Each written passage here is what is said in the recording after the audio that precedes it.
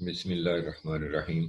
عزیز طلبہ و طالبات، ایک وقفے کے بعد آج سے پھر آغاز کر رہے ہیں ہم اپنے لیکچرز کا، اور یہ تیسرے سمیسٹر کے لیے مقالہ نگاری کا لیکچر جو ہے وہ آج آپ کے سامنے پیش ہوگا۔ مقالہ نگاری میں اب تک ہم جو بھی لیکچرز ہوئے ہیں اور جو کچھ ہم نے پڑھا ہے اس کا تعلق خاص طور پر میرا ذاتی طور پر جو انداز ہے، اس کا تعلق جو ہے وہ عملی طور پر مقالہ لکھنے سے ہے، اور جو گراؤنڈ ریئلٹیز ہیں یا زمینی حقائق ہیں ان سے ہے۔ اور ان میں خاص طور پر میرا دھیان اس بات پر ہوتا ہے کہ جب ہم ایک مقالہ لکھتے ہیں تو عملی طور پر ایک طالب علم کو جن مراحل سے گزرنا ہوتا ہے میں ان پر توجہ دوں، اور ہم یہ دیکھیں کہ وہ مراحل جو ہیں وہ کس طرح سے طے کرنے، اور ان میں کس طرح ایک مقالہ نگار جو ہے اس کے لیے آسانی پیدا کی جا سکتی ہے۔ آج کا میرا موضوع مقالہ نگاری میں ابواب بندی ہے۔ مقالے میں باب کیسے بنائے جاتے ہیں۔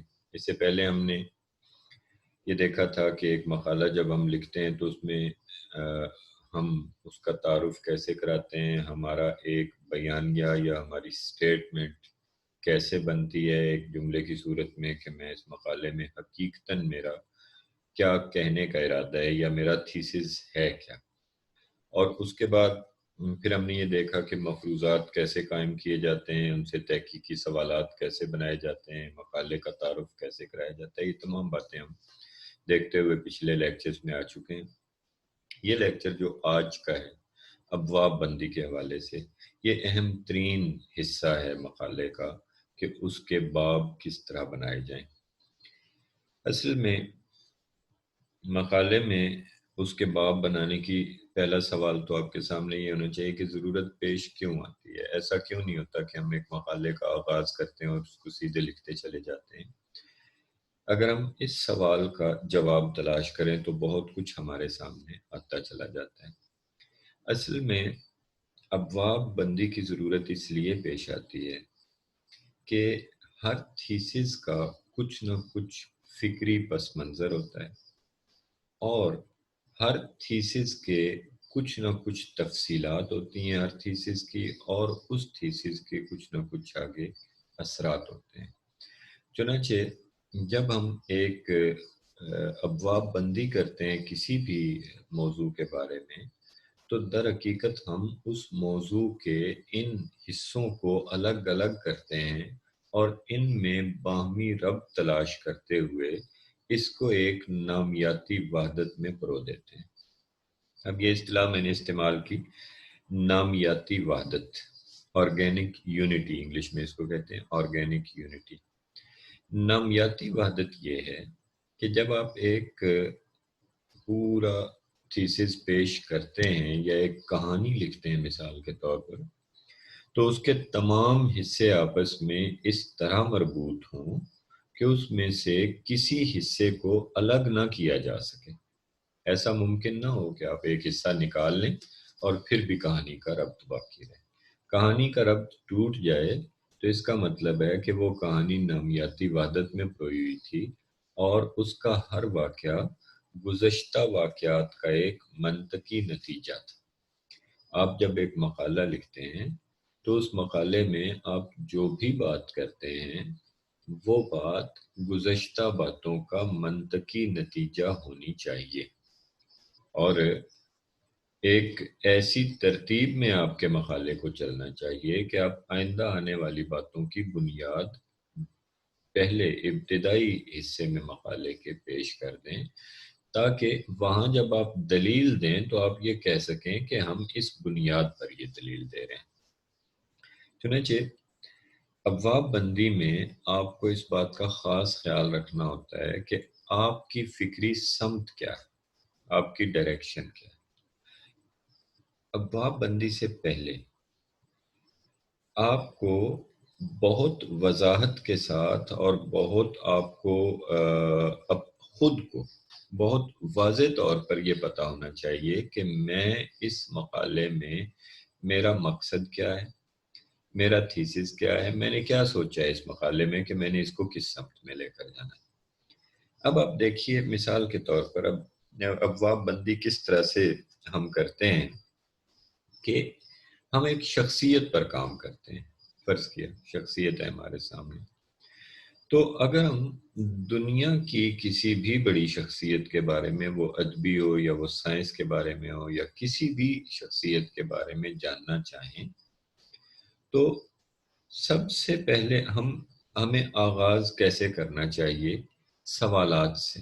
پہلی بات کہ یہ شخصیت کون ہے، یہ جاننا بہت ضروری ہے۔ اب جب ہم یہ کہتے ہیں یہ شخصیت کون ہے، تو سب سے پہلا سوال ہوگا کہ اس شخصیت کا زمانہ کیا تھا، ٹھیک ہے؟ اس کا زمانہ کون سا تھا؟ اچھا، پھر پتہ چلے گا کہ اچھا یہ زمانہ تھا، اچھا اس کا جغرافیکلی یہ کہاں کی رہنے والی شخصیت تھی۔ دوسرا سوال آ گیا، یہ کہاں تھے؟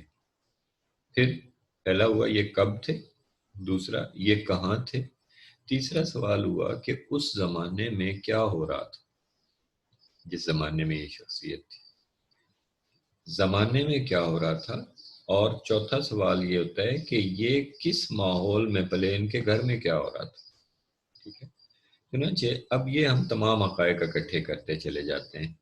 ان تمام حقائق کا مقصد کیا ہے کہ یہ شخصیت جس علاقے میں تھی، اب دیکھیں نا اہم ترین بات جو ہمیں پتہ ہونی چاہیے، ہمارے ہاں عام طور پر یہ ہوتا ہے سوانح لکھ دی جاتی ہے شخصیت کی، لیکن اس سوانے میں یہ بالکل نہیں بتایا جاتا کہ ہم نے حقیقت میں یہ کیوں لکھی، سوانے ہم نے کیوں لکھی، اس کی کیا جاننا چاہتے تھے ہم۔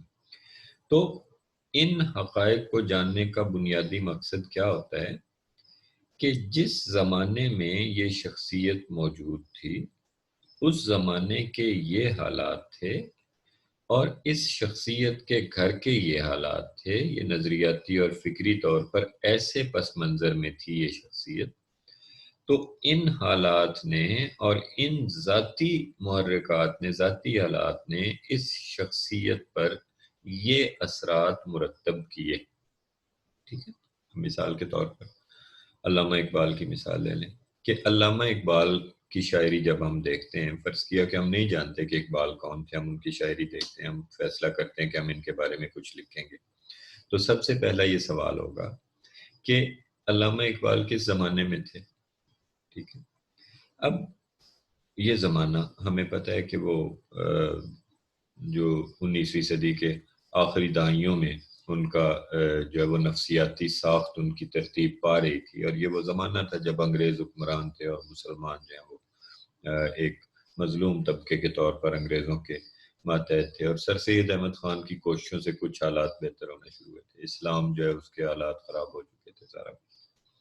اب جب یہ حالات ہمیں پتہ ہوں گے کہ اقبال کی گرومنگ یہاں ہوئی، اس معاشرے میں ہوئی، ان حالات میں، ان سیاسی اور سماجی حالات میں، تو دوسرا ہم پھر سوال ہمارا آ جائے گا کہ اچھا اقبال اس زمانے میں ہندوستان میں ان حالات میں معاشرتی طور پر اقبال پل رہے تھے۔ اب اگلا سوال یہ ہوگا کہ اچھا اقبال کے گھر کے حالات کیا تھے، تو وہ ہمیں پتہ چلے گا کہ مذہبی حالات تھے، ان کے استاد، ان کی ماں، ان کے والد صاحب، سب مذہب کی طرف رجحان تھا، اور کس طرح سے وہ پلے۔ اب یہ دو جب چیزیں معلوم ہو جائیں گی تو پھر ہم کہیں گے کہ اچھا ان تمام حالات کے اقبال پر کیا اثرات ہوئے۔ اب ایک ہمیں گراؤنڈ مل جائے گی کہ اقبال چونکہ خود بھی اس طرح پڑھے، انہوں نے علم حاصل کیا، انہوں نے مغرب کا مطالعہ کیا، انہوں نے مشرق کا مطالعہ کیا، انہوں نے مولانا روم سے استفادہ کیا، انہوں نے وہ سارے حقائق معلوم ہونے کے بعد تو ہم اس پوزیشن میں آ جائیں گے کہ ہم یہ بتا سکیں کہ اچھا اقبال پر یہ اثرات مرتب ہوئے۔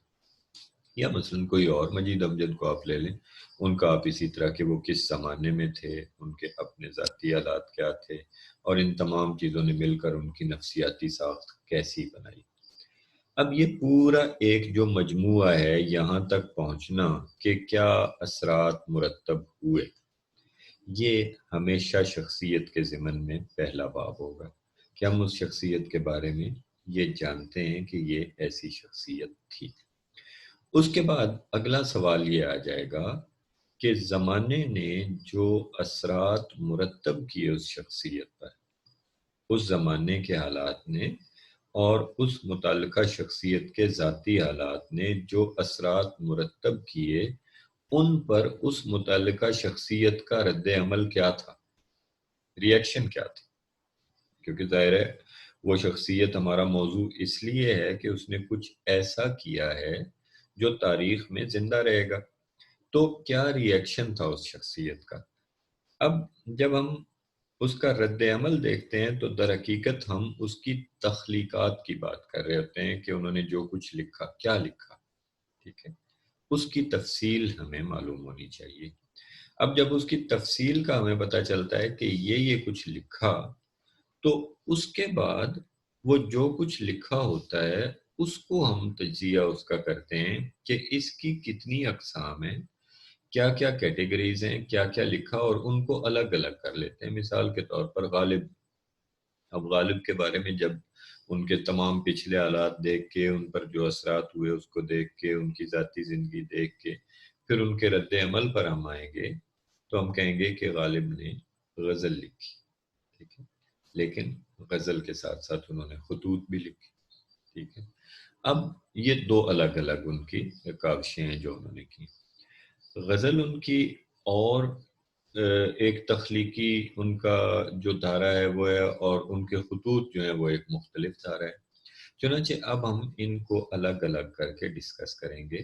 اس طرح جب کوئی بھی شخصیت آپ کے سامنے آتی ہے تو اس کی تخلیقات الگ الگ ابواب میں تقسیم ہوتی چلی جاتی ہیں، اور یہ ضروری اس لیے ہوتا ہے کہ ایک خلط مبس نہ ہو، تاکہ ہم واضح طور پر سمجھ سکیں کہ یہاں ان کا رجحان کیا تھا اور ان کا اس جگہ رجحان کیا تھا، اور وہ کس طرح سے ان چیزوں کو سوچتے تھے. ممکن ہے کہ کوئی شخصیت جو ہے اس نے ایسا بھی ہو سکتا ہے کہ کسی شخصیت کے ابتداء میں جو ہے وہ خیالات اور ہوں، بعد ازاں خیالات مختلف ہو گئے ہوں. جیسے فیض احمد فیض ابتداء میں رومانی شاعری تھی، بعد میں ترقی پسندی کی طرف آیا اور اس میں رومانیت کا ایک بڑا خوبصورت امتزاج پیدا کیا. اب اسی طرح بہت ساری شخصیات ہیں کہ ابتداء میں، جیسے شاہ حاتم ہیں کہ شروع میں ہی ہم گوئی کی طرف مائل تھے، اور بعد میں جو دیوان تھا ان کا، اس میں سے دیوان زیادہ نکالا اور وہ یہ ہم گوئی کو ترک کر دیا. تو بعض اوقات ایسا ہوتا ہے کہ شخصیت کا جب ہم مطالعہ کرتے ہیں تو ابتدائی دور ان کا مختلف ہوتا ہے، ان کا آخری دور مختلف ہوتا ہے. پھر ایسی صورت میں ہم اس کو مختلف ادوار میں رکھ کر بھی اس کا مطالعہ کر سکتے ہیں، اور ہر دور کا ایک الگ باب بنایا جا سکتا ہے. اب یہ ہم پر ہوتا ہے کہ ہم کس تناظر میں، کس زاویے سے اس کو دیکھنا چاہتے ہیں اور کس طرح اس کے باب کو تقسیم کرنا چاہتے ہیں. لیکن شخصیت کے ضمن میں ایک بات یاد رکھیے گا کہ آپ کو سب سے پہلے یہ وضاحت آپ کریں گے کہ یہ شخصیت کیا ہے. ٹھیک ہے، کس زمانے میں تھی، اور اس کے چاروں طرف کیا ہو رہا تھا، اس کے گھر میں کیا ہو رہا تھا، اس کی نفسیاتی ساخت کیسی بنی، اس کے سماج نے اس پر کیا اثرات مرتب کیے. اب اس کے بعد آپ دوسرا جو پوائنٹ ہوگا اس کی تخلیقات پہ آئیں گے کہ اس شخصیت نے کیا لکھا، اور اس کو آپ تقسیم کریں گے. اور پھر تیسرا پوائنٹ آپ کا یہ ہوگا کہ اس شخصیت نے کیسا لکھا، جس کو ہم کہتے ہیں تجزیہ، فکری اور فنی جائزہ. ٹھیک ہے، اب یہ تفصیلات جو ہیں ان کو ہم الگ الگ ابواب میں تقسیم کرتے ہیں. جو کیا لکھا والا ہے اس کو وہ ہماری مدد کے لیے ہوتا ہے کہ یہ مواد ہے ان کا اویلیبل، اور اس کو ہم تقسیم کر کے پھر ان ابواب میں اس کا تجزیہ کرتے ہیں. تو آپ لوگوں نے کوشش یہ کرنی ہے، ہمیشہ یاد رکھیے گا کہ شخصیت کے ضمن میں آپ اس متعلقہ شخصیت کے پہلے دو باب، کم از کم پہلے دو باب جو ہیں، وہ پہلا باب ہمیشہ آپ شخصیت کے تعارف کا بنائیں کہ اس کے سوانحی خاکہ لکھیں اور وہ واقعات لکھیں جو اس کی زندگی میں اہم تھے، جنہوں نے اس پر اثرات مرتب کیے، ان کی تحقیق کریں، خاص طور پر ان کا ذکر کریں. اور دوسرے باب میں اس شخصیت کے کیے گئے کام کا ادبی اور فکری پس منظر بتائیں اس عہد کے حوالے سے. مثال کے طور پر آپ عصمت چغتائی کے حوالے سے کام کرتے ہیں تو عصمت چغتائی نے افسانہ لکھا اور ناول لکھا، اور انہوں نے یہ افسانہ اور ناول ان کی ذاتی زندگی تو پہلے بیان کر دی پہلے باب میں. دوسرے باب میں آپ یہ بیان کریں کہ اس دور میں افسانے کا ادبی اور فکری پس منظر کیا تھا، کیا کیا رجحانات تھے اس میں، کیا کیا کچھ چل رہا تھا، یعنی پورا پیراڈائم آپ نے بیان کرنا ہے، ادبی پیراڈائم، کہ اس پیراڈائم میں اس شخصیت نے یہ کام کیا. ٹھیک ہے. اب آپ دیکھیے کہ جب آپ 2 باب یہ لکھ چکتے ہیں تو اس کے بعد شخصیت پر اس کی تخلیقات کو تقسیم کر کے ان کی اہمیت کے اعتبار سے، مثلا ایک غزل گو کے طور پر مشہور ہے اگر، تو اس کی نظم کو بعد میں رکھیں. اگر ایک نظم گو شاعر مثلا مجید امجد ہیں اور تو ان کی غزل کو بعد میں رکھیں. تو اس کی اہمیت کے اعتبار سے تیسرا باب آپ اس کی تخلیقات کے تجزیے کا بنائیں. اور یہ بات یاد رکھیے گا کہ اس میں نامیاتی وحدت کیسے پیدا ہوتی ہے، فکری ربط کیسے ہوتا ہے، کہ چونکہ اس شخصیت پر یہ اثرات مرتب ہوئے معاشرے کے اور اس کے ذاتی زندگی کے حوالے سے، اور اس زمانے کے یہ ادبی رجحانات تھے، اس لیے اس شخصیت نے یہ ایسی نظم لکھی. ٹھیک ہے. مثلا خضر راہ کیوں لکھی اقبال نے؟ اس لیے کہ اقبال کے زمانے میں مسلمانوں کے یہ حالات تھے اور اس زمانے کے یہ ادبی رجحانات تھے، اس لیے اقبال نے یہ نظم خضر راہ لکھی جو ان کے ان اثرات کی نمائندگی کرتی ہے جو ان پر معاشرے نے اور ان کے ماحول نے مرتب کیے. اب آپ جب یہ ایک آپ فکری ربط پیدا کریں گے تو یہ ایک نامیاتی وحدت میں ڈھل جائے گا، اور آپ اس پوزیشن میں ہوں گے کہ تیسرے باب میں جب بھی تجزیہ کریں کسی نظم کا تو اس نظم کا معاشرتی اور جو فکری پس منظر ہے وہ پچھلے ابواب میں سے آپ لا کر اس کو شامل کر سکیں اس کے تجزیے میں. یہ آپ کا شخصیت کے حوالے سے آپ کے ابواب تیسرا باب ہوگا. اس کے بعد اہمیت کے اعتبار سے اس کا مزید جو کام ہے اس کو چوتھے باب میں کر دیں. اور پھر اگر کوئی چھوٹی موٹی مزید، جیسے بعض شاعر ہوتے ہیں انہوں نے کوئی رباعیات وغیرہ کچھ لکھی ہوئی ہیں یا کچھ قطعے چھوٹے موٹے لکھے ہیں یا باقی جو ان کا کام ہے اس کو آخری چیپٹر میں آپ اکٹھا کر دیں. اب اس طرح سے آپ، میری ریکمنڈیشن یہ ہے آپ کو کہ آپ کوشش یہ کریں کہ آپ 5 زیادہ سے زیادہ 5 ابواب میں اپنے مقالے کو تقسیم کریں. اگر آپ کو ایسا محسوس ہو کہ کوئی مزید تفصیلات ہیں تو ان کو ابواب کے آگے ضمنی موضوعات میں جو اس کی فصلیں ہیں وہ بنا کر، فصل اول فصل دوم بنا کر اس میں تقسیم کر دیں، بجائے اس کے کہ آپ مزید باب بناتے چلے جائیں. ابھی دیکھیے میں صرف ابھی شخصیت کو ڈسکس کر رہا ہوں، موضوع کی طرف ہم ابھی آتے ہیں.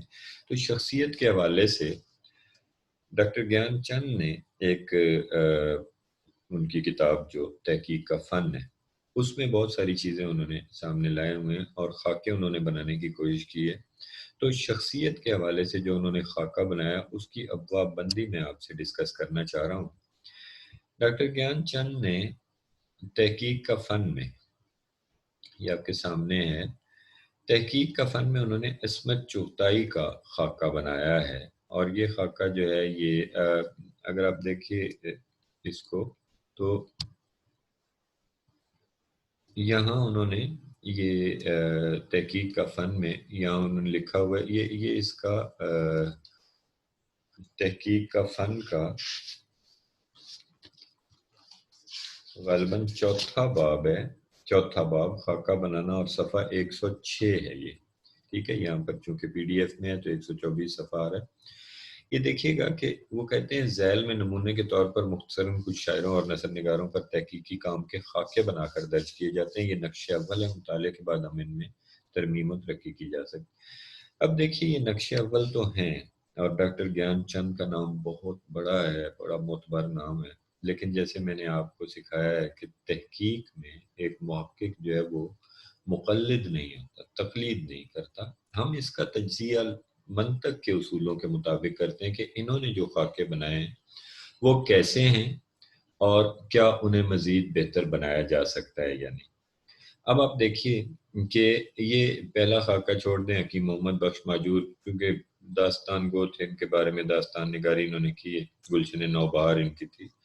اس کے بارے میں ہمیں زیادہ معلومات چونکہ عام طور پر طالب علموں کو نہیں، اس لیے میں ذرا کامن جو عصمت چغتائی پر ہم آ جاتے ہیں.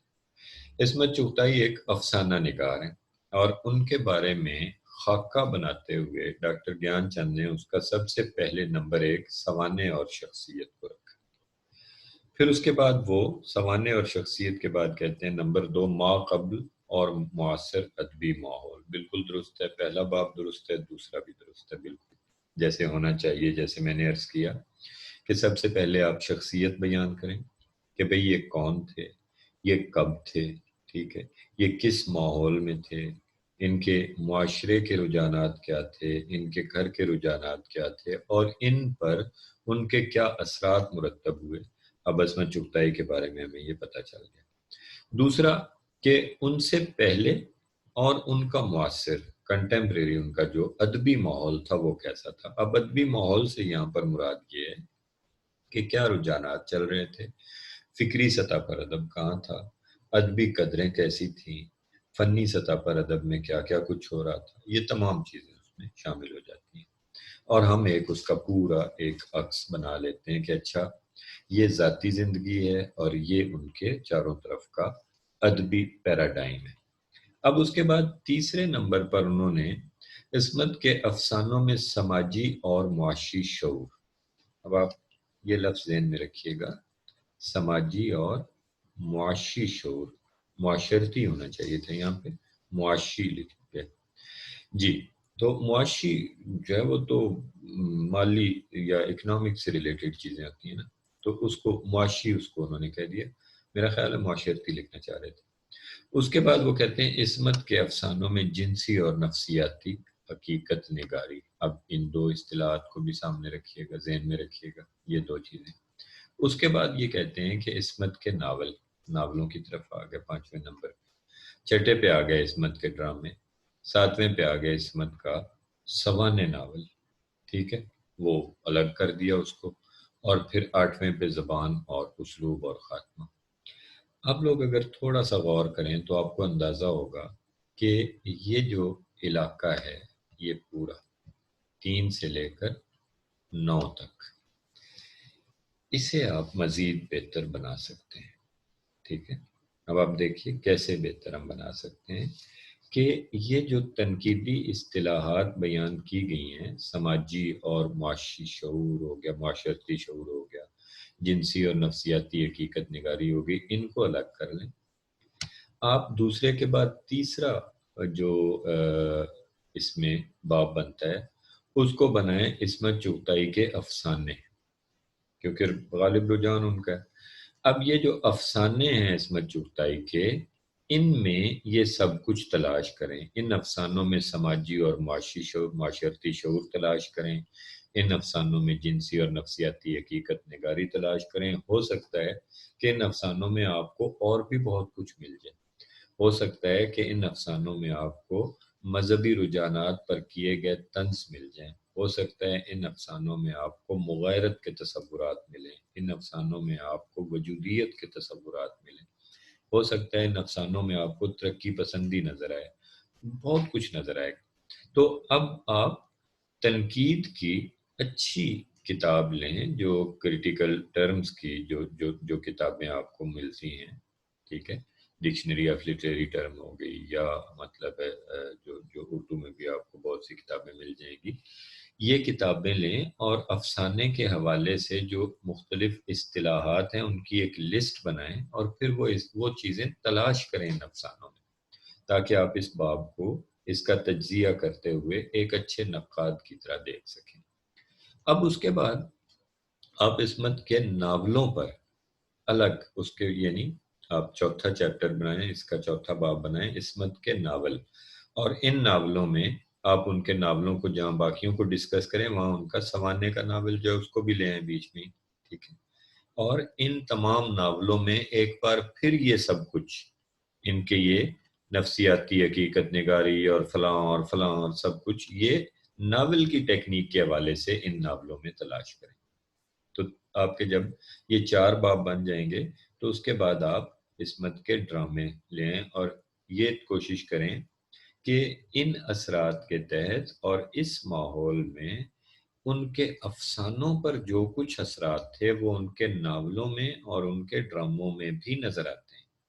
چنانچہ یہ پہلے سے لے کر آخر تک ایک کڑی میں سب کچھ پرویا جائے گا، ٹھیک ہے۔ جو یہ خاکہ بنانے کی کوشش کی گئی ہے، یہ بہت بڑا نام ہے ڈاکٹر گیان چند کا، لیکن تھوڑا سا ہم حق رکھتے ہیں اس کو کہنے کا کہ جو خاکہ یہ بنانے کی کوشش کی گئی ہے یہ بے ربط لگتا ہے۔ اس میں ٹوٹی پھوٹی آپ کو یہ ساری چیزیں نظر آئیں گی جو ایک نامیاتی وحدت میں پروئی ہوئی نہیں نظر آئیں گی، ٹھیک ہے۔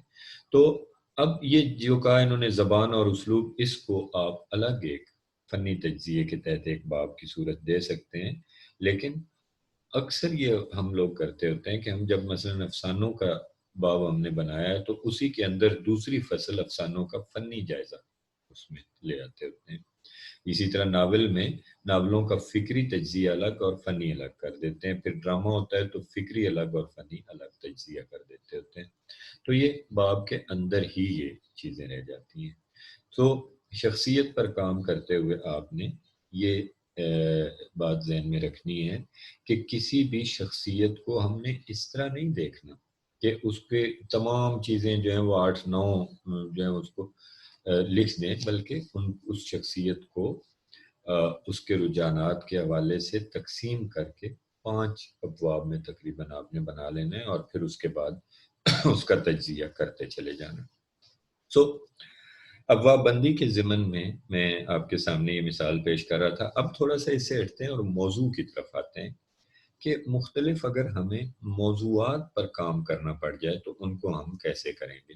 یہ ابھی انہوں نے ڈاکٹر گیان چند نے ہی جو ہے وہ مختلف شخصیات کے حوالے سے یہ خاکے سامنے ہمارے لائے ہیں، اور تلوک چند پر ہیں یا فراق پر ہیں، اور ان کو جو ہے وہ انہوں نے تقسیم کرنے کی کوشش کی ہے، جو کہ میرے حساب میں انہوں نے کافی بکھرا ہوا جو ہے وہ اس قسم کا کام کیا ہے۔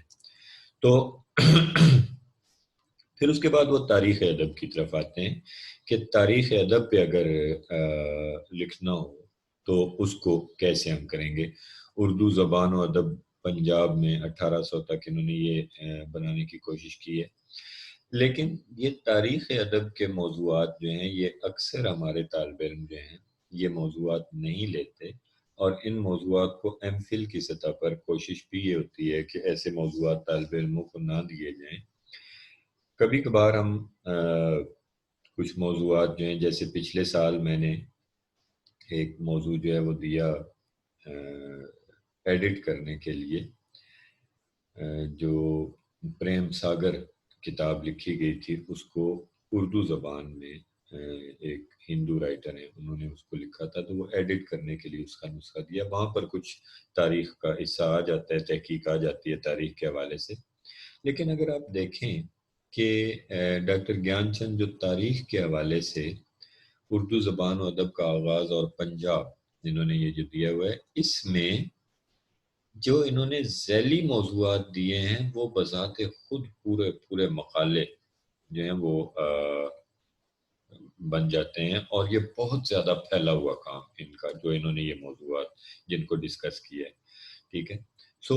یہ جو ہے اس کو تھوڑا سا، جیسے مثال کے طور پر اردو اور پنجابی کا اشتراک، یہ بہت بڑا موضوع ہے، اس پر میں ایک مقالہ ایم فل کا لکھوا بھی چکا ہوں، اردو اور پنجابی شاعری کا تہذیبی اشتراک کے نام سے، تو ایک ایم فل کا مقالہ اس پر میری نگرانی میں لکھا جا چکا ہے۔ تو یہ موضوعات جو ہیں یہ تھوڑے سے ہم اس وقت الجھنے سے بچنے کے لیے ان کو ڈسکس نہیں کریں گے، کیونکہ ہم ابواب بندی کی طرف آنا چاہتے ہیں، تو ہم تھوڑا سا آگے آ جاتے ہیں کہ ہم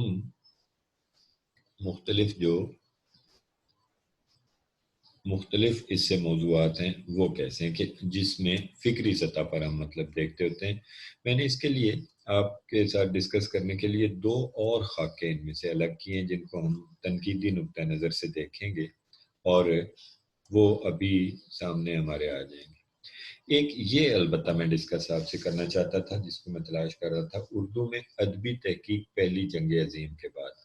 اب یہ موضوع جو ہے اس پر ایک مقالہ یہ لکھنا چاہتے ہیں ہم، فرض کیا تو اب یہ موضوع اگر آپ دیکھیں تو یہ موضوع لیتے وقت جس نے بھی یہ موضوع منتخب کیا اس کا ایک مخصوص مطالعہ ہے، اور موضوع منتخب کرنے والا اچھی طرح جانتا ہے کہ وہ کس طرف جائے گا، کیونکہ اس نے جو تخصیص کی ہے پہلی جنگ عظیم کے بعد، یہ تخصیص کرنا بذات خود بتاتا ہے کہ وہ ایک خاص عہد میں تحقیق کا جو رجحانات تھے ان کو دیکھنا چاہتے ہیں۔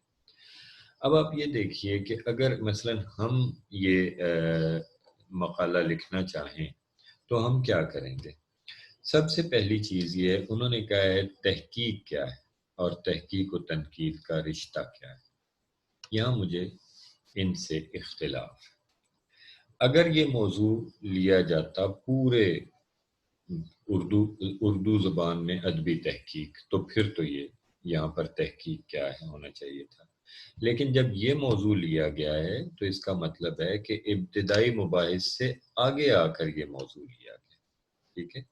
چنانچہ پہلا جو اس کا باب ہونا چاہیے وہ تحقیق اور اس کے مختلف ادوار کے متعلق ہونا چاہیے، یعنی اس کو سب سے پہلے تو اردو میں ادبی تحقیق پہلی جنگ عظیم سے پہلے ہمیں یہ بتانا چاہیے کہ ادبی تحقیق اردو میں شروع کیسے ہوئی اور پہلی جنگ عظیم سے پہلے اس کی کیا صورتحال تھی، ٹھیک ہے۔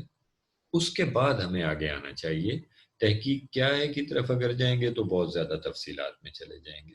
اس کے بعد وہ کہتے ہیں اردو کی اہم تواریخ ادب کا جائزہ، پورے ادب کی تواریخ، اہم علاقائی جائزے۔ اب آپ یہ دیکھ رہے ہیں کہ کس طرف بات جا رہی ہے، یعنی موضوع کیا لیا گیا ہے اور ڈسکس کیا ہو رہا ہے، مختلف اصناف ادب کی تحقیق، ادبی رجحانات کی تنقیدی تحقیق۔ اب یہاں مجھے ایک بات کی سمجھ نہیں آ رہی کہ یہاں ادبی تحقیق سے ڈاکٹر گیان چند مراد کیا لے رہے ہیں؟ ادبی تحقیق ہے کیا؟ اس کو یہ کس سینس میں یہ کہنا چاہتے ہیں کہ یہ دیکھیں نا، تواریخ کا جائزہ لے رہے ہیں، اس کے بعد اصناف کی ادبی تحقیق کو الگ الگ کر رہے ہیں، لیکن ادبی تحقیق کے اصول یا ادبی تحقیق کے جو بنیادی رجحانات تھے یا ادبی تحقیق کی جو مختلف ادوار میں کاوشیں تھیں ان کی طرف دھیان نہیں ہے۔ تو یہاں سے آگے اگر ہم دیکھتے جائیں ادبی رجحانات کی تنقیدی تحقیق، یہاں آ کے یہ انہوں نے تھوڑا سا اپنا موضوع جو ہے اس سے اٹیچ ہوئے ہیں کہ ادبی رجحانات جو ہیں ان کو کس طرح سے جو ہے وہ پہچانا گیا اور کس طرح دیکھا گیا۔ تو میں یہ سمجھتا ہوں کہ اس مقالے کے اس خاکے کو بھی بہت بہتر بنایا جا سکتا ہے اگر ہم منطقی طور پر اس کا جائزہ لیں اور اس کو دیکھیں۔ میں ڈاکٹر گیان چند کی کتاب کا حوالہ اس لیے دے رہا ہوں اور اس کو بنیاد اس لیے بنا رہا ہوں کہ ان کو ڈسکس کرتے ہوئے ہم اپنے موضوع کی طرف آ سکیں۔ ان موضوعات میں آپ کو کچھ تکنیکی موضوعات انہوں نے دیے ہوئے ہیں، اور اس کے بعد یہ کچھ موضوعات ہیں جن کی طرف یہ آتے ہیں جو ابھی ہمارے سامنے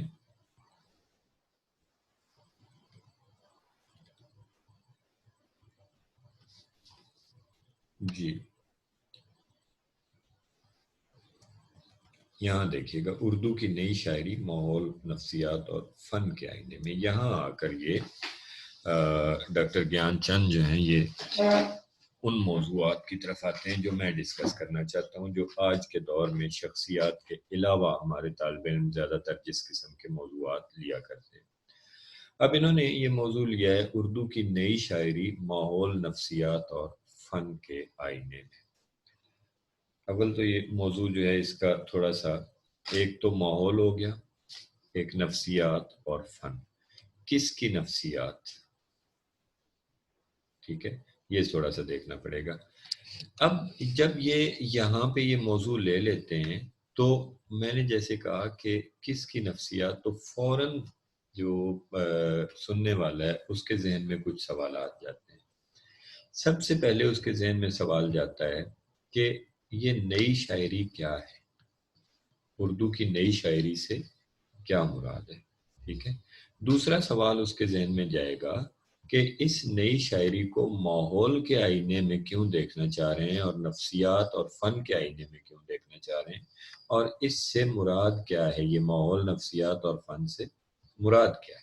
چنانچہ جب آپ اس موضوع کو دیکھیں گے تو سب سے پہلے آپ کیا کریں گے کہ اس کے کی ورڈز کا مطالعہ کریں گے، اور جیسے میں نے کہا کہ آپ اپنا ایک سب سے پہلے تھیسس ڈیولپ کریں گے۔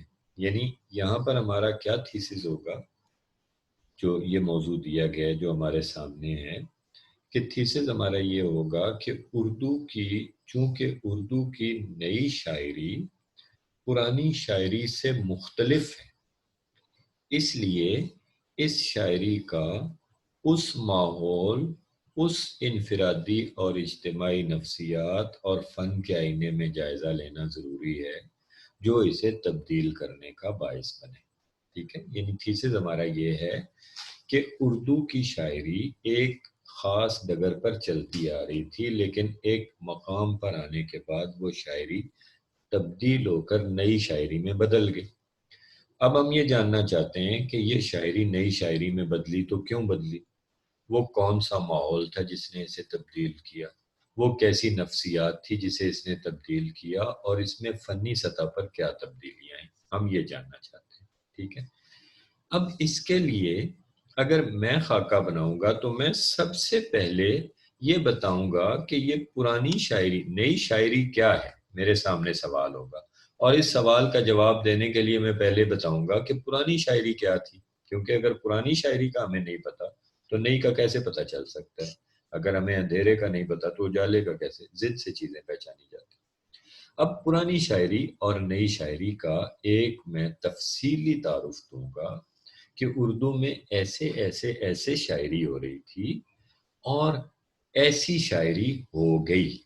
اب یہ بہت ضروری ہے، لیکن یہاں آپ دیکھیں کہ ڈاکٹر گیان چند نے کیا کیا، انہوں نے کہا کہ مغرب میں ادبی تحریک پہلا۔ اب آپ سوچ رہے ہوں گے کہ کہاں یہ نئی شاعری، ماحول، نفسیات اور کجا مغرب میں ادبی تحریکیں۔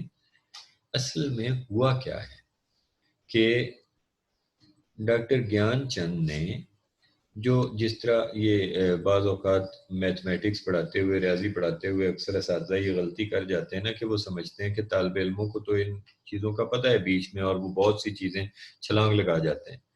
ڈاکٹر گیان چند یہاں پہ چھلانگ لگا گئے، انہوں نے یہ ایزیوم کر لیا، یہ قیاس کر لیا کہ تمام لوگ یہ جانتے ہیں کہ اردو کی نئی شاعری در حقیقت مغرب کی ادبی تحریکوں کے اثرات سے وجود میں آئی۔ یہ انہوں نے تصور کر لیا کہ اس بات کا سب کو پتہ ہے۔ اب اس بات کا چونکہ سب کو پتہ نہیں ہے، اس لیے ضروری یہ ہے کہ جب ہم، جس طرح ہم نے کہا کہ نئی شاعری اور پرانی شاعری کا ایک تفصیلی تعارف دیں، تو اس میں ہم یہ بتائیں کہ ایک مقام ایسا آیا کہ جب ہندوستان میں مغرب کے اثرات سیاسی سطح پر، سماجی سطح پر بڑھتے چلے گئے، اور نتیجتاً ادبی سطح پر بھی وہ اثرات مرتب ہوئے۔ اب جو مغرب میں تحریکیں چل رہی تھیں ان کے اثرات بھی آنا لازمی تھے، چنانچہ ان اثرات سے ہمارے ہاں نئی شاعری وجود میں آئی۔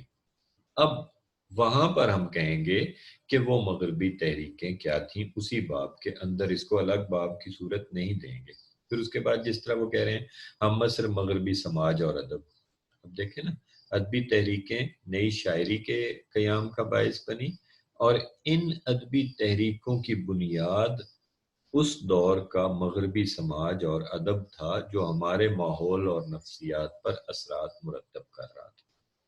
اب آپ دیکھیے کہ کس طرح ایک بڑا جو محقق ہے وہ کس طرح چیزوں کو یہ تصور کرتا چلا جا رہا ہے کہ یہ چیزیں علم میں ہیں پڑھنے والوں کے۔ ایسا نہیں ہونا چاہیے۔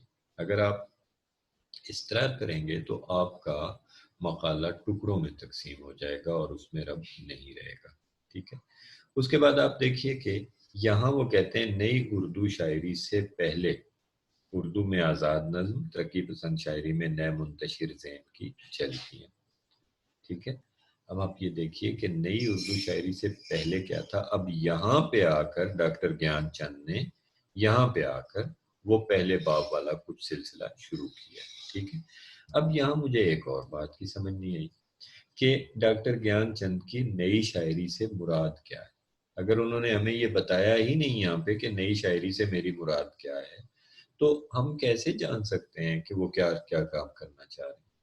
سو میں یہ سمجھتا ہوں کہ جب آپ کسی بھی اپنے مقالے کے موضوع کی ابواب بندی کریں تو اگر آپ کا موضوع شخصیت پر ہے, تب جیسے میں نے کہا کہ اس کا زمانہ, اس کا ماحول, معاشرہ, اس کی نفسیات یہ پہلے باب میں لائیں. پھر اس کے ادبی رجحانات کا ایک پیراڈائم بتائیں کہ کیا تھا, اور پھر آگے چلیں. لیکن جب آپ کو موضوع مل جائے تو سب سے پہلے اس کے کی ورڈز کی وضاحت کریں اور اس موضوع کے بنیادی تصور کی وضاحت کریں کہ یہ آپ کہنا کیا چاہتے ہیں اور آپ کا یہ موضوع ہے کیا. اب مثلا اسی کو ہم اگر دیکھیں اردو کی نئی شاعری, ماحول, نفسیات اور فن کے آئینے میں, تو اس موضوع کو اگر ہم بنانا چاہتے تو ہم کیا کرتے کہ سب سے پہلے ہم یہ بتاتے, باب نمبر 1 اس کا بنتا کہ نئی شاعری کیا ہے. ٹھیک ہے. اور اس باب میں ہم آغاز کرتے اردو شاعری کے آغاز سے لے کر اس کو لے کر آتے غزل کیسے تھی, قصیدہ کیا تھا, اصناف کیا تھیں, مختلف اصناف کے حوالے سے مثنوی کیسے لکھی جاتی تھی, اس کے فکری سطح پر کیا موضوعات ہوتے تھے, اس کے فنی موضوعات کیا ہوتے تھے. اور چونکہ ہم اس کو ماحول اور نفسیات اور فن کے حوالے سے دیکھنا چاہ رہے ہیں تو ہم پرانی شاعری میں یہی موضوعات جو ہیں ان پر توجہ دیتے, پھر اس کو وہاں تک اس پوائنٹ پر لاتے جہاں سے وہ پرانی شاعری اس نئی شاعری میں بدلی. اور یہاں پر ہم یہ بھی بتاتے کہ یہ ہے وہ شاعری جو ہماری, جس سے ہم مطلب نئی شاعری مراد لیتے ہیں. ٹھیک ہے. مثلا اب میں ذہنی طور پر نئی شاعری سے مراد یہ لے رہا ہوں کہ مولانا الطاف حسین علی کے بعد جب شاعری میں ایک تبدیلی آئی تو وہ نئی شاعری تھی. لیکن ممکن ہے کہ کوئی اس سے مراد یہ بھی لے کہ نون میم راشد اور تصدق حسین خالد اور میرا جی اور ان لوگوں نے جب آزاد نظم لکھنی شروع کی تو وہ نئی شاعری تھی. اب یہاں بظاہر ایسا ہی محسوس ہو رہا ہے کہ نئی شاعری سے پہلے اردو میں آزاد نظم کیا تھی, نئی شاعری سے پہلے ترقی پسند شاعری میں نئے منتشر ذہن کی جذبیاں کیا تھی. یہ اس سے مراد ایسے ہی لگ رہا ہے کہ جیسے نئی شاعری جو ہے یہ نون میم راشد وغیرہ کے جو یہ آزاد نظم کی شاعری تھی, مجید امجد وغیرہ کی, اس طرف آ رہے ہیں. بہر صورت جب تک یہاں یہ اس موضوع کی وضاحت نہیں ہو جاتی کہ اس سے مراد کیا ہے, ہمیں تھیسس ہی نہیں ہمارا کلیئر ہوتا. اس لیے یہ مثال دینے سے مقصد یہ ہے کہ جب آپ کوئی موضوع لیں تو اس میں سب سے پہلے آپ بہت واضح کریں اپنے پہلے باب میں کہ آپ کا موضوع ہے کیا, ایگزیکٹلی آپ کس چیز کو ٹارگٹ کر رہے ہیں. مثال کے طور پر ایک موضوع ہے جو میں ایک طالب علم کو دیا تھا لیکن وہ نہیں کر پائے, اس پہ انہوں نے چھوڑ دیا تھا, بہت اچھا موضوع تھا کہ اردو ادب میں کر لیں, ناول میں کر لیں یا نظم میں کر لیں, نظم میں زیادہ بہتر رہے گا, اردو نظم میں وطن کا تصور. ٹھیک ہے. بڑا پھیلا ہوا موضوع ہے, خالی اقبال کے یہاں بہت لمبا چوڑا تصور ہے, یا انجمن پنجاب میں وطن کا تصور بہت زیادہ. اب یہ وطن کا تصور پر جب ایک ہم مثلا لے لیتے ہیں, اب سب سے پہلے آپ کو اس میں یہ بتانا ہوگا کہ وطن سے آپ کی مراد کیا ہے. ٹھیک ہے. وطن تو ہمیشہ سے رہا ہے, صحراؤں میں بھی جو لوگ رہتے تھے وہ اپنی جگہ کو وطن کہتے تھے. ٹھیک. لیکن وطن سے مراد آپ کی کیا ہے.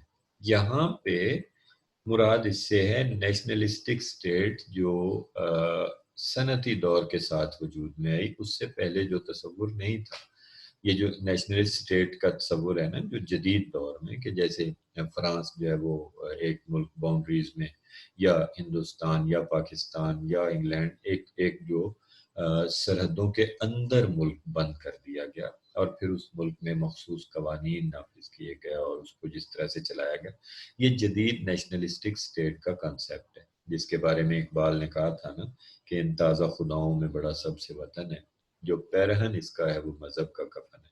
تازہ خدا تھے نا یہ اس دور میں, نئے نئے خدا ایجاد ہو رہے تھے. ایک تو ہمارا پرانا خدا تھا نا, یہ نئے خدا بن رہے تھے جن میں جمہوریت تھی, وطن تھا, اور یہ ٹیکس کا سسٹم تھا, اور کسٹم تھا, اور صنعت تھی. اور اب یہاں پہ جب ہم کہتے ہیں نا اردو شاعری میں وطن کا تصور، تو اس سے مراد یہ ہوتی ہے، چنانچہ اس کا جب ہم پہلا باب بنائیں گے تو ہم اس میں یہ واضح کریں گے کہ وطن سے ہماری کیا مراد ہے۔ چنانچہ اس میں ہم جدید ریاست کا آغاز اور پھیلاؤ ارتقا کر لیں۔ اب یہ پہلا باب بنے گا، ٹھیک ہے۔ چنانچہ جدید ریاست کیا ہے اور اس کا پھیلاؤ کیا ہے، یہ باب بنانے کے بعد اردو کا تعلق چونکہ ہندوستان سے تھا تو ہم ہندوستان میں آ جائیں گے، اور اس وقت ہم ہندوستان میں جدید ریاست کے تصور اور اس کی تفصیلات، اس پر دوسرا باب لائیں گے۔ پھر اس کے بعد ہم اردو شاعری میں یہ کیسے شروع ہوا، اس میں پھر ہم انجمن پنجاب وغیرہ اور یہ تمام جو شعوری کو کاوشیں تھیں وطن کا تصور لانے کی، اور اس سے پہلے جو تصور موجود تھا وہ کیسا تھا اور یہ کیسا تھا، اس کے موازنے کرتے ہوئے لائیں گے۔ اور پھر ہم اس کے مخالفانہ نظریات پر، مذہب کے ساتھ جو اس کا ٹکراؤ ہے اقبال وغیرہ کے حوالے سے، ہم اس کی بحث چوتھے باب میں لائیں گے اور پانچویں باب میں ہم اس کو سمیٹ دیں گے۔ تو اس طرح ایک یہ لاجیکل ہمارا سیکوینس چلتا چلا جائے گا۔ اب اس طرح جب آپ موضوع، مثال کے طور پر، یا آپ اردو شاعری میں خاندان کے تصور پر لیتے ہیں، خاندانی نظام کے تصور پر آپ ایک تھیسس لکھنا چاہتے ہیں، تو اس میں بھی آپ کو ابواب بندی میں اسی طرح کہ خاندان کا تصور سب سے پہلے بتائیں گے کہ خاندان ہے کیا، فیملی سسٹم کیا ہے، مختلف دنیا کے حصوں میں خاندانی نظام کس طرح سے ہیں، ان کی کیا ساخت ہے، رشتے کیا ہیں، یہ تمام آپ سماج کے حوالے سے، سماجی شعور کے حوالے سے آپ یہ قبیلوں سے لے کر اس کا پہلا باب پورا بنائیں گے کہ خاندان ہوتا کیا ہے، ٹھیک ہے۔ پھر اس کے بعد آپ ہندوستان کے خاندانی نظام پر آئیں گے کہ یہاں پر پچھلی 4-5 ہزار سال سے کس طرح خاندانی نظام اور رشتے پنپتے چلے گئے، اور پھر آپ اردو ناول میں آ جاتے ہیں مثلا خاندانی نظام پر، کہ اردو ناولوں کے 2 حصے کر لیں، ابتدائی دور میں عسکری اکبری وغیرہ میں اور امراؤ جان ادا وغیرہ میں کیسا خاندانی نظام تھا، رشتے کیا تھے، اور پھر آپ جدید پر آ جاتے ہیں اگلے چیپٹر میں۔ اس طرح 4 آپ کے یہ باب بن جاتے ہیں، اور پھر آخری باب آپ اس کو تجزیے کا اور اس میں نتائج نکالنے کا بنا دیتے ہیں۔ تو جب آپ کوئی موضوع لیتے ہیں تو اس میں سب سے پہلا آپ یہ کام کریں کہ آپ اس موضوع کا تجزیہ کریں اور اس کے جو کلیدی الفاظ ہیں ان کی وضاحت کریں، کلیدی تصورات کی وضاحت کریں۔ جب تک آپ تصورات کی وضاحت نہیں کریں گے، اور اگر اس طرح جس طرح ڈاکٹر صاحب نے اچانک مغرب میں ادبی تحریکوں سے شروع کیا ہے، تو آپ اصل میں بیچ میں بہت بڑا ربط جو ہے اس کو چھوڑ جائیں گے، اور وہ جو خلا ہے وہ پڑھنے والے کے لیے بہت زیادہ مشکلات پیدا کر دے گا، ٹھیک ہے۔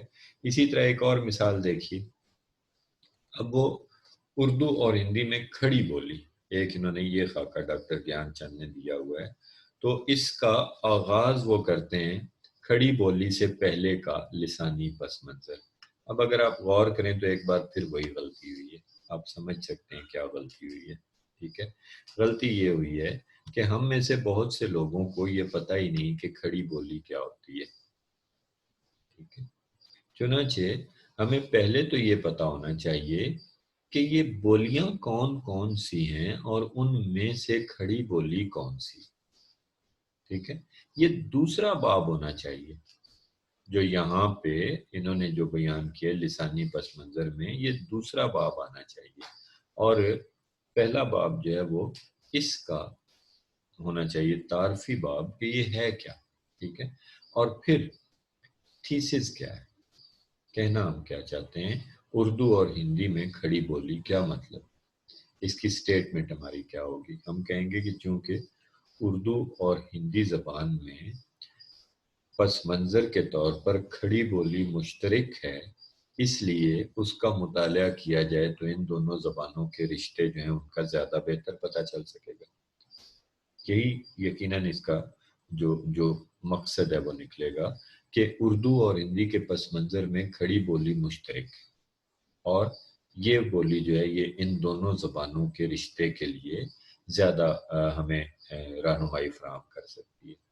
تو اب اس کا بالکل مختلف خاکہ بن جائے گا جس طرح یہ بنایا گیا ہے اس سے، ٹھیک ہے۔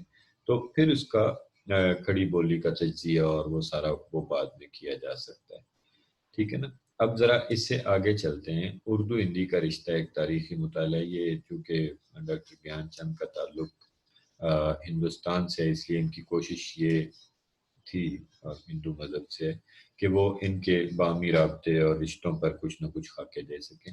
بہرصورت جو میں نے آپ کے سامنے گزارشات پیش کی ہیں، ان کا مقصد یہ ہے کہ آپ لوگ یہ جان سکیں کہ جب ہم ایک مقالے کے ابواب بناتے ہیں تو اس میں کس طرح ہم نے ایک منطقی ربط رکھنا ہے، کس طرح اس کو ہم نے آپس میں جوڑنا ہے۔ پہلا باب جو ہے وہ کس طرح ایک تعارف پر مشتمل ہونا چاہیے، دوسرا باب جو ہے وہ کیسے ایک پیراڈائم اس کو چاہیے کہ ہمیں بتائے کہ یہ کس پیراڈائم میں ہم کام کر رہے ہیں، اور جنہوں نے کام کیا ہے وہ کس پیراڈائم میں تھے، اور پھر ان کا تجزیہ ہونا چاہیے۔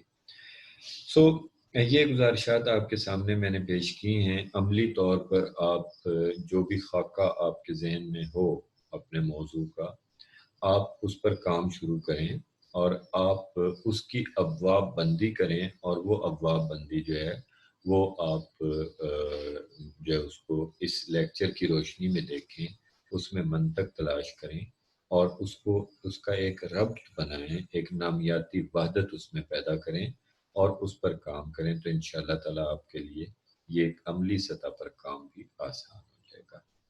انشاءاللہ اگلے لیکچر کے ساتھ پھر آپ کی خدمت میں حاضر ہوں گا، تب تک کے لیے مجھے اجازت دیں۔